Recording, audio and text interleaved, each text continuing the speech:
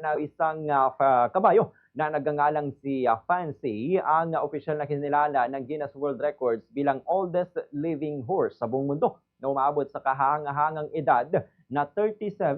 Nahigitan kasi ni Fancy ang dating record na hawak ng isang kabayong namatay sa edad na 38. Ayon sa may-ari nito na sa page Simon Bloomer, nagsimula ang kanilang malalim na samahan noong late 90s.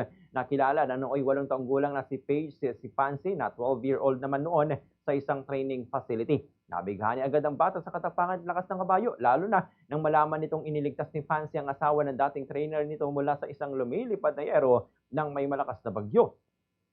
Mula nang bilhin siya ng pamilya ni Paige noong taong 2000, naging permanenteng miyembro na siya ng kanilang pamilya.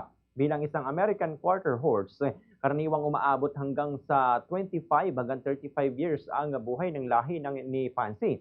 Ngunit dahil sa maayos na pag-aalaga, tamang nutrisyon at regular na pag-check-up sa mga veterinaryo, nalampasan niya ang kanyang life expectancy. Sa kabila ng kanyang katandaan at sakit na Cushing's disease, kung saan kailangan na niyang kumain ng malambot at nakababad na pagkain dahil sa isyu sa panunaw, nananatiling masigla at matapang ang kabayo. Ayon kay Paige, malaking bahagi rin ng mahabang buhay ni Fancy ang kanyang matalik na kaibigan na isang donkey na nagngangalang Rosie.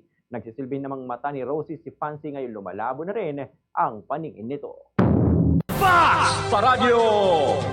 Bumbo!